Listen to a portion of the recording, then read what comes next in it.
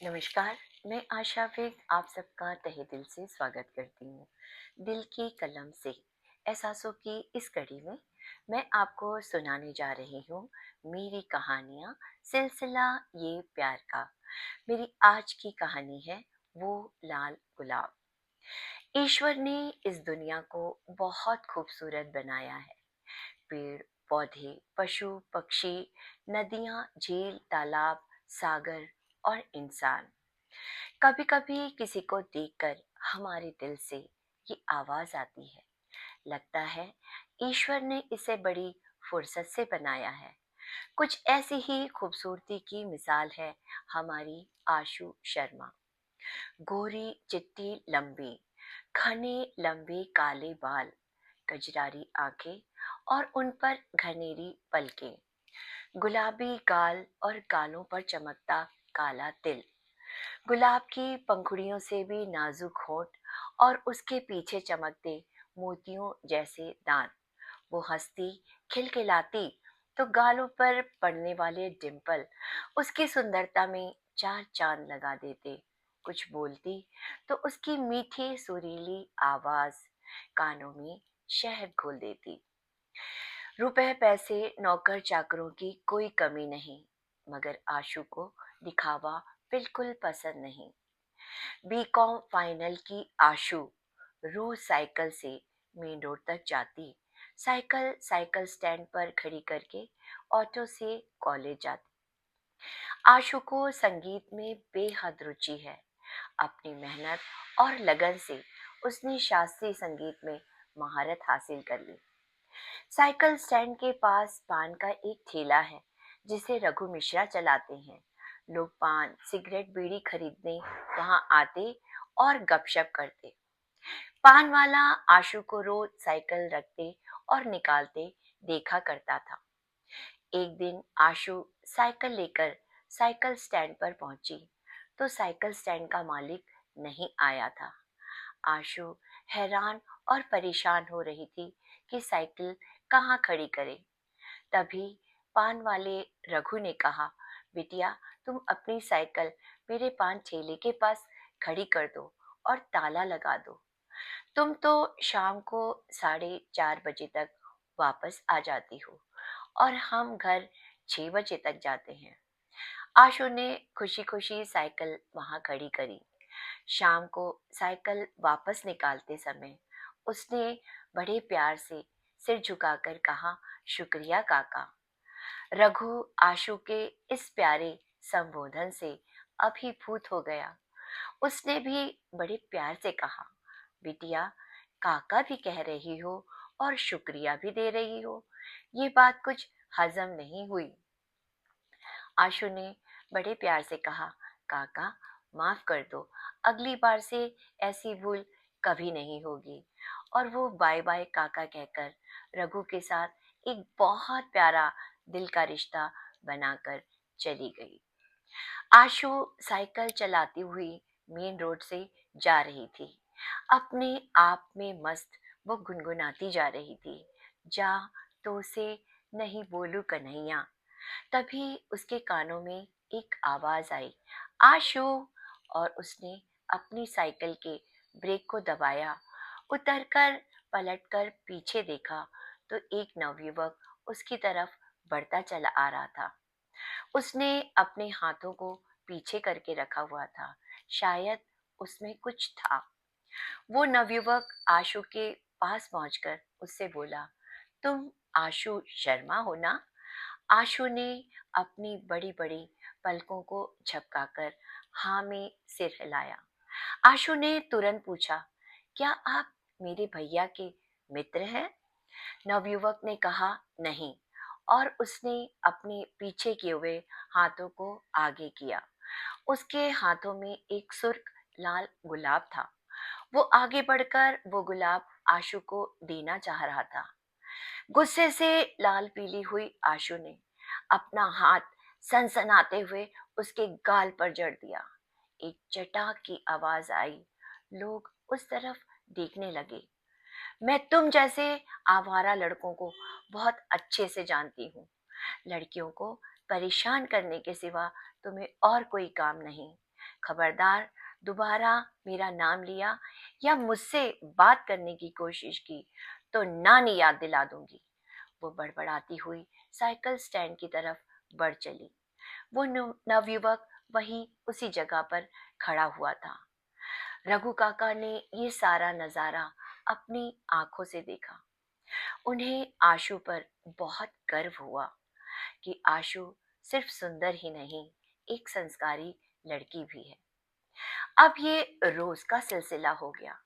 आशु सड़क से गुजरती और वो नौजवान सड़क के दूसरी तरफ हाथ में लाल गुलाब लेकर खड़ा रहता। वो तब तक खड़ा रहता जब तक आशु ऑटो में नहीं बैठ जाती, और वापस तब होता जब ऑटो चलने लगती। आशु की तीखी नजरें जब उसके साथ मिलती तो वो बड़ी शराफत से अपना सिर झुका लेता। देखते देखते एक महीना गुजर गया। आज आशु की साइकिल खराब थी। वो पैदल ही मेन रोड पर चली जा रही थी। धूप बहुत तेज थी। आशु ने सिर पर छाता लगाया हुआ था। चलते चलते उसने देखा सड़क के दूसरी तरफ वो युवक खड़ा हुआ था। इस चिलचिलाती धूप में पागल है शायद, आशु ने अपने आप से कहा।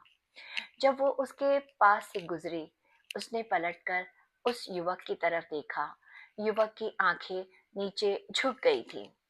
गोरा चिट्टा रंग, तीखे नैन नक्श, शर्ट पैंट और स्लीपर पहने हुए वो बहुत स्मार्ट लग रहा था। आज आशु को गुस्सा नहीं आया। वो ऑटो में जाकर बैठी और उसने पलटकर फिर उस तरफ देखा। वो युवक अब भी खड़ा हुआ था। ऑटो चली और वो पलटकर जाने लगा। लाल गुलाब दूर से ही उसके हाथों में चमक रहा था। आशु ने कंधे उचकाकर अपने आप से कुछ कहा। वो कुछ और उसके बारे में सोचती, तब तक अगली गली से उसकी सहेली पारुल अंदर आई और दोनों सहेलियां आपस में बातें करने लगीं। आशु ने बताया कि कल उसका जन्मदिन है और उसने एक लंबी चौड़ी लिस्ट बना के रखी है शॉपिंग करने की। दोनों हंसती खिलखिलाती बातें करती रहीं और कॉलेज आ गया। आज आशु का जन्मदिन है। भैया के जन्म के 16 सालों के बाद उसका जन्म हुआ। उसे तो अपने माँ बाप का चेहरा तक याद नहीं। गांव में महामारी फैली और माँ बाप दोनों उसके शिकार हो गए। भैया ने खेती बाड़ी के साथ साथ आशु का भी ख्याल रखा। उनकी पढ़ाई छूट गई। आशु को बड़ा करते करते उनका व्यापार भी बढ़ने लगा।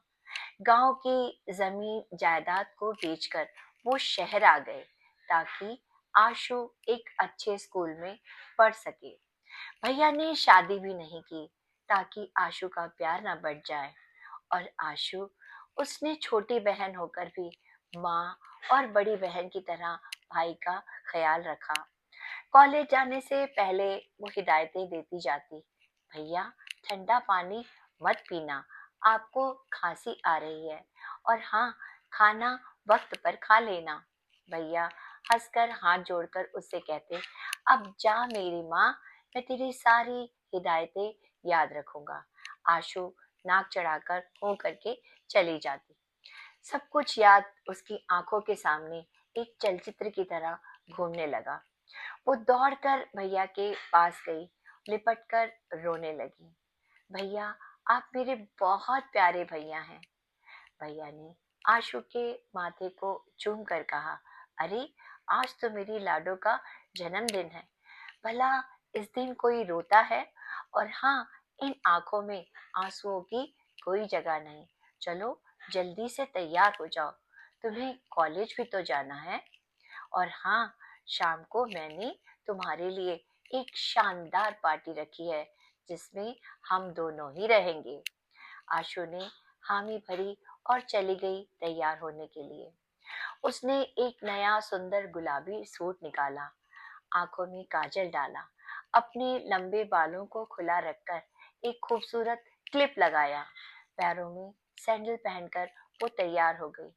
तैयार होकर उसने फिर अपने आप को दर्पण में निहारा। अरे, वो लड़का उसके पीछे गुलाब का फूल लेकर खड़ा था। आशु हैरान हो गई। उसने कहा, तुम यहाँ कैसे? और पलट कर देखा, मगर वहां पर कोई नहीं था। आशु ने अपनी आंखों को मला और फिर से देखने की कोशिश की, मगर सचमुच वहां कोई नहीं था। आशु को लगा उसे भ्रम होने लग गया है। वो क्यों उसको बार बार याद कर रही है? उसने मन ही मन ये फैसला किया कि आज वो उस लड़के से जरूर बात करेगी। मेन रोड पर साइकिल चलाते चलाते उसकी नजरें उस युवक को ढूंढ रही थी जहां वो खड़ा रहता था। वो हड़बड़ा गई। आज वहां कोई नहीं था। हैरान होकर वो साइकिल से नीचे उतरी। नजर घुमाकर चारों तरफ देखा, मगर दूर दूर तक कोई नजर नहीं आ रहा था। उसका मन उदास हो गया। साइकिल स्टैंड पर रखकर ऑटो में जा बैठी। पलटकर एक बार फिर उस तरफ देखा। सड़क पर दूर तक वीरानी छाई हुई थी। आशु उसके बारे में कुछ और सोचती, तब तक अगली गली से उसकी सहेली पारुल आ गई। पारुल ने आते ही हैप्पी बर्थडे कहा और दोनों सहेलियां आपस में बातें करने लगी। कॉलेज में आशु का मन नहीं लग रहा था। वो इंतजार कर रही थी कि कब घंटी बजे और वो घर जाए। वो घर पहुंची तो भैया बड़ी बेसब्री से उसका इंतजार कर रहे थे। आशु को देखकर भैया ने कहा, क्या बात है आशु, बहुत परेशान लग रही हो। किसी ने कुछ कह दिया क्या? भैया के प्रश्नों की झड़ी सुनकर आशु ने तुरंत अपने चेहरे पर मुस्कुराहट लाकर कहा, नहीं भैया, ऐसी कोई बात नहीं। अच्छा, अब आप जल्दी से तैयार हो जाओ। हम दोनों पहले मंदिर जाएंगे, उसके बाद मॉल जाकर आपके लिए बहुत सारी शॉपिंग करेंगे। मेरे लिए? अरे, मेरा जन्मदिन थोड़ी है, तुम्हारे लिए करें। नहीं भैया, आज मैं सिर्फ आपके लिए ही शॉपिंग करूंगी। रात को सोने से पहले भैया ने आशु का माथा चूमा और कहा, ईश्वर मेरी बहन को हमेशा सुखी रखे। आशु ने तुनक कर कहा, भैया, मैं तो बहुत सुखी हूँ। आपने कोई कसर छोड़ी है क्या? अरे, मैं ये इसलिए बोल रहा हूँ कि जब तेरी शादी होगी तो तू अपने ससुराल में भी ऐसे ही सुखी रहे। शादी? नहीं, मुझे कोई शादी नहीं करनी। भैया, मैं आपको छोड़कर कहीं नहीं जाने वाली। अरे, एक काम करते हैं, भैया ने मजाक में कहा। चल, तू दहेज में मुझे अपने साथ ही ले जाना। भैया की बात सुनकर आशु हंसने लगी। भैया ने कहा, गुड़िया रानी, अब तू सो जा। रात बहुत हो चुकी है, सुबह तुझे कॉलेज भी तो जाना है। अरे हाँ, ऐसा कहकर आशु ने भैया को गुड नाइट किया और अपनी आंखें बंद कर सोने की कोशिश करने लगी।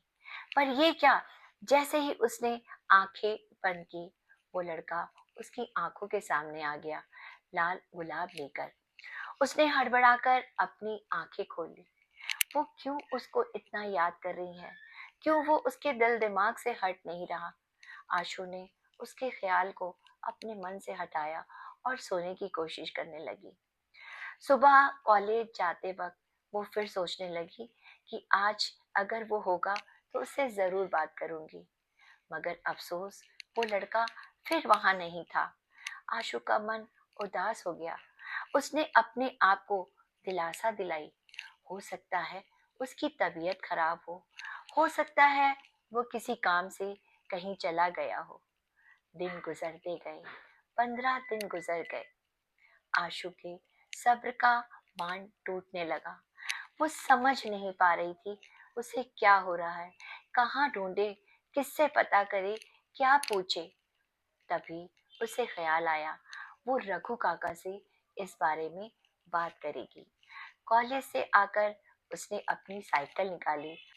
साइकिल लेकर आशु रघु काका के पास पहुंची। नमस्ते काका। अरे नमस्ते बिटिया, कैसी हो? ठीक तो हो ना? आशु ने हाँ में सिर हिला दिया। रघु काका ने आशु का चेहरा देखकर पूछा, क्या बात है बिटिया, बहुत परेशान लग रही हो, सब खैरियत तो है ना? आशु ने झिझकते हुए कहा। काका, वो लड़का जो यहाँ खड़ा रहता था। आशु अपनी बात पूरी कर पाती इसके पहले रघु काका ने कहा, अरे वो बहुत ही नेक दिल इंसान था, खूब पढ़ा लिखा भी है और बहुत अच्छे खानदान से भी है। अरे हमने पता नहीं कैसी गलत धारणा उसके बारे में बना ली थी। हम तो उसे आवारा, सड़क छाप मजनू समझ रहे थे। कुछ दिन पहले वो मेरी दुकान पर आया। उसे देखकर मेरा खून खौल गया, पर जब उसने सारी बातें बताई तो बड़ा अफसोस हुआ। अरे हाँ, वो तुम्हारे लिए एक चिट्ठी भी छोड़कर गया है। रघु काका ने पैसों के गल्ले से एक चिट्ठी निकाली। पर शायद वो चला भी गया होगा। वो कह रहा था वो कहीं जाने वाला है। हो सकता है चला भी गया हो। चला गया होगा, जाने वाला था। आशु की आंखों से आंसू बह रहे थे। उसे लगा इतने दिनों से वो उसका इंतजार कर रही है, उससे मिलने के लिए, और वो बिना कुछ कहे, बिना कुछ सुने चला गया। आंसू रुकने का नाम नहीं ले रहे थे। कांपते हाथों से उसने चिट्ठी ली। उसे लगा सांसें रुक रही हैं, दिल की धड़कनें बेकाबू हो चुकी हैं, पूरी दुनिया घूमती नजर आ रही है, और आशु चकराकर जमीन पर गिर गई। रघु काका के मुंह से एक चीख निकली, आशु! और वो पान के ठेले से दौड़कर बाहर आए आशु को उठाने के लिए। क्या लिखा था उस चिट्ठी में? कौन था वो लड़का जो 1 महीने तक हाथों में लाल गुलाब लिए खड़ा रहा मगर कहा कुछ नहीं? क्या आशु का गुस्सा और नफरत प्यार में बदल चुकी है जिसका उसे एहसास नहीं? इन सभी अनसुलझे सवालों का जवाब पाने के लिए देखिए मेरी अगली कहानी, वो अजनबी। अगर आपने मेरे चैनल को सब्सक्राइब नहीं किया है तो प्लीज़ सब्सक्राइब। आपके कमेंट्स का मुझे बेसब्री से इंतज़ार रहेगा। तो बहुत जल्द आपसे फिर मुलाकात होती है मेरी नई कहानी वो अजनबी के साथ। तब तक के लिए नमस्कार।